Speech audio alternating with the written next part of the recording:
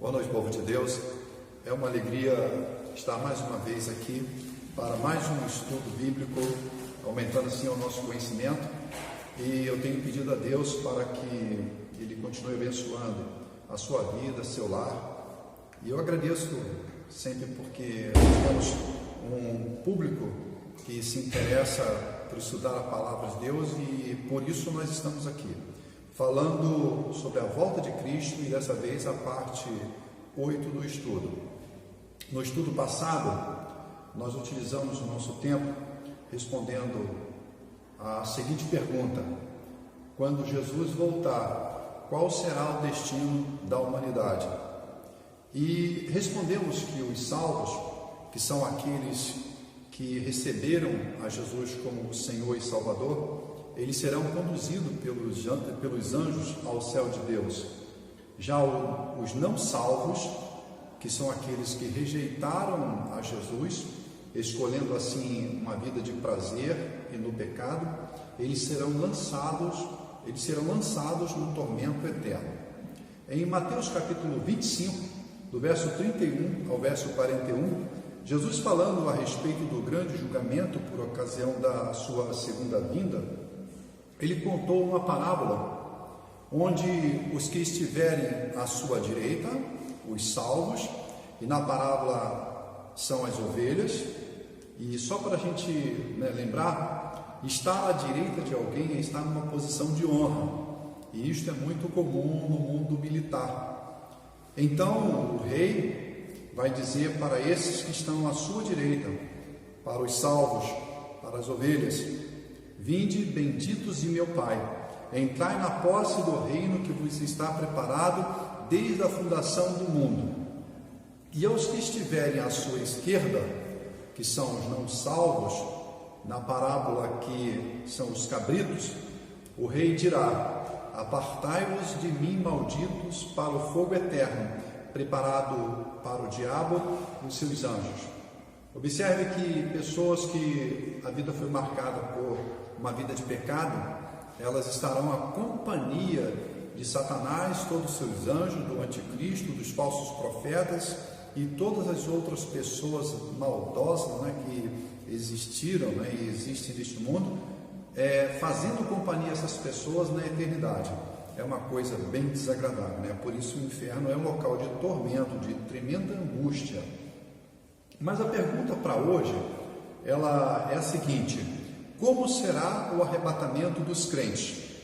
A remoção dos crentes se dará no arrebatamento da igreja. Nós vamos rever aqui o texto de 1 Tessalonicenses, capítulo 4, do verso 16 ao verso 18, em que o apóstolo Paulo ele diz assim: portanto, o Senhor mesmo, dada a sua palavra de ordem, ouvida a voz do arcanjo e ressoada a trombeta de Deus, descerá dos céus, e os mortos em Cristo ressuscitarão primeiro. Depois nós, os vivos, os que ficarmos, seremos arrebatados juntamente com eles entre nuvens para o encontro do Senhor nos ares, e assim estaremos para sempre com o Senhor. Aí Paulo termina nos exortando, Consolai-vos, pois, uns aos outros com estas palavras. E é por isso que nós temos falado aqui da volta de Cristo, porque isso serve como uma exortação, como um consolo para as nossas vidas.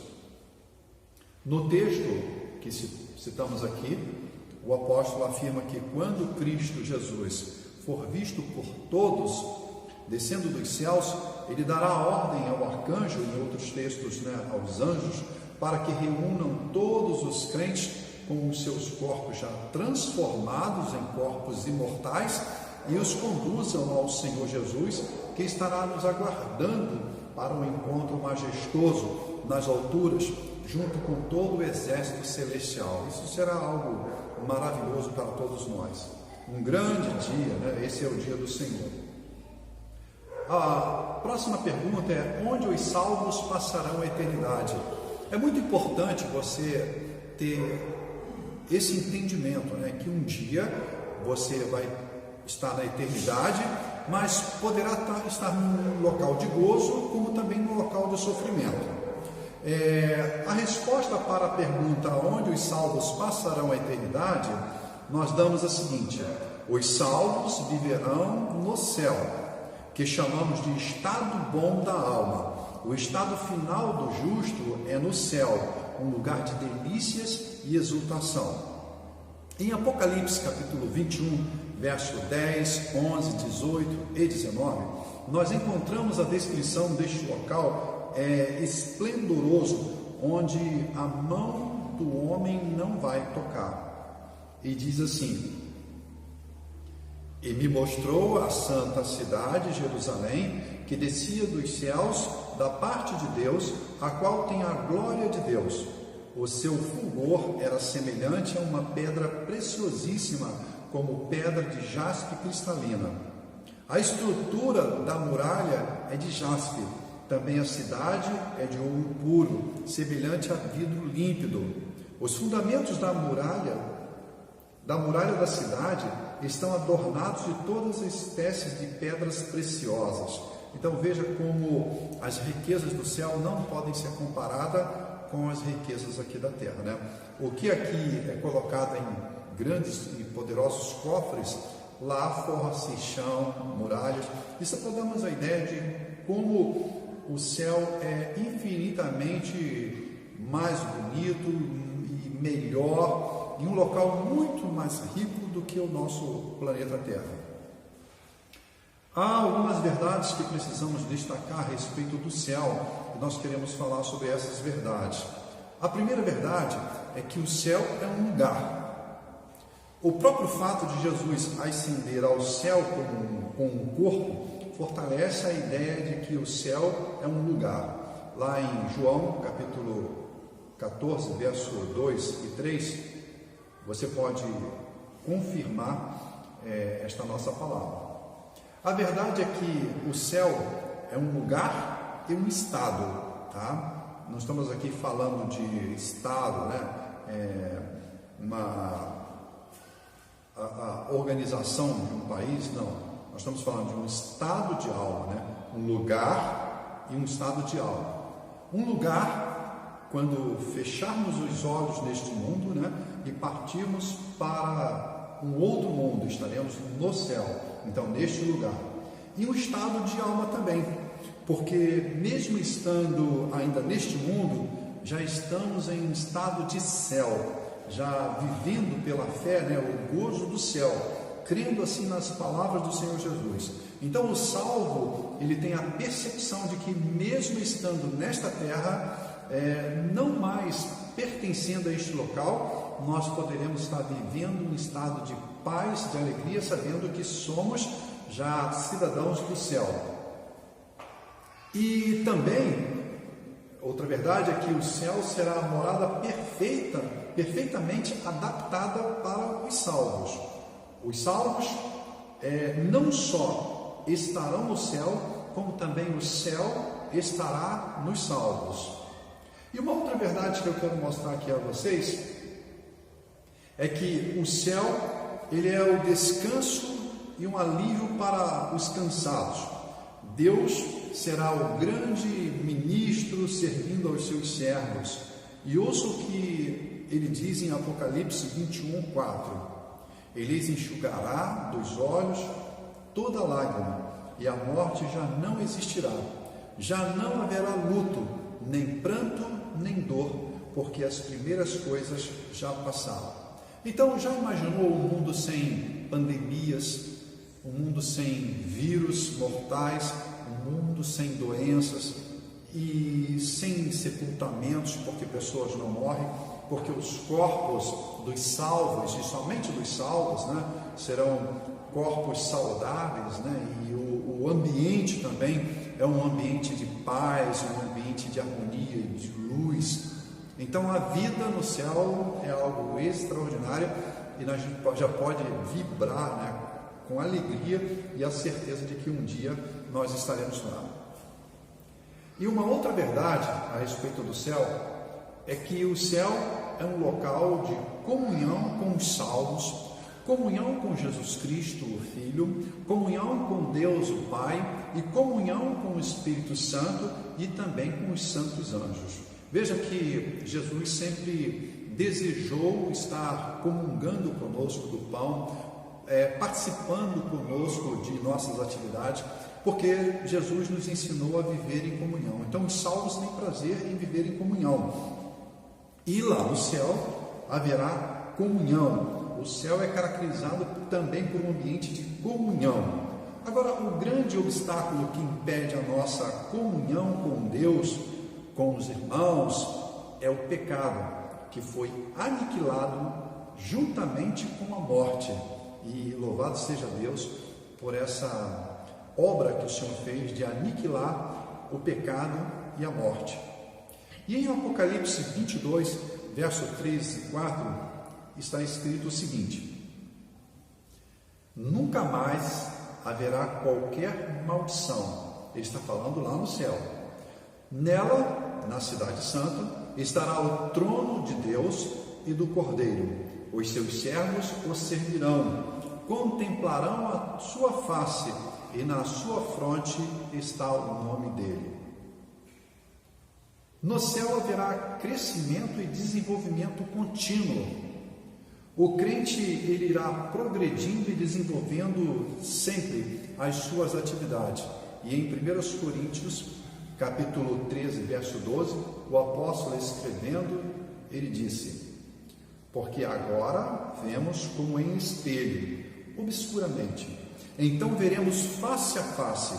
Agora conheço em parte. Então conhecerei como também sou conhecido.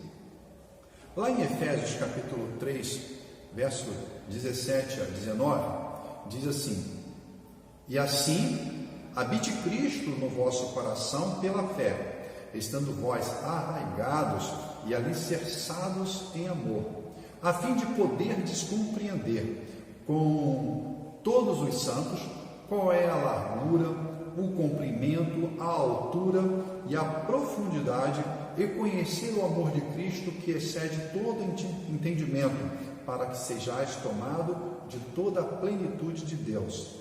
Então veja que no céu haverá desenvolvimento, né? Nós não estaremos ali apenas inertes, sem ter o que fazer. Nós estaremos ocupados, estaremos crescendo no conhecimento de Deus, e agora sem o obstáculo da morte e do pecado. Não haverá mais separação entre nós e o Senhor. Nós falamos dos salvos, né? As ovelhas. Agora nós vamos falar sobre os ímpios. Os ímpios, a pergunta aqui: os ímpios serão arrebatados na volta de Cristo? Né? Os ímpios também, porque os salvos serão arrebatados. E os ímpios, eles também serão arrebatados? A notícia triste é não. Os ímpios que estavam mortos, eles ressuscitarão para a condenação eterna. E todos estarão sofrendo as dores do inferno, pois estão em plena consciência de sua condenação. Veja bem, os ímpios, eles não serão arrebatados para o céu. Eles serão ressuscitados, todos, tanto os mortos, né, que partiram sem Cristo, como aqueles que partiram com Cristo, todos, na volta de Cristo, eles ressuscitarão. Agora, quanto a ser arrebatado, levado ao céu, não, somente os salvos. E você pode tomar como exemplo a parábola do rico e de Lázaro. Voltando, porque esse é um assunto que nós já falamos, a Bíblia diz ali, naquela parábola, que quando morre o mendigo Lázaro, ele é conduzido pelos anjos ao seio de Abraão. Já no caso o rico, que apesar de ser religioso, ele não tinha nenhuma intimidade, comunhão com o Senhor, diz a Bíblia que morrendo o rico, ele se viu no inferno. Então veja que situação, o ímpio, ele não é arrebatado, ele ressuscita para receber o juízo, a condenação eterna. Somente os salvos serão arrebatados e levados até a presença do Senhor. Os não salvos, atente só para isso, os não salvos, eles sofrerão dois juízos: o individual após a morte física, e nós vamos confirmar lá em Hebreus 9:27, é um texto também que já conhecemos, que diz assim: e assim como os homens estão ordenados morrerem uma só vez, vindo depois disto o juízo, tá? Então veja que após a morte física, o indivíduo ele entra em juízo e pode ser condenatório ou absolvido para a salvação eterna.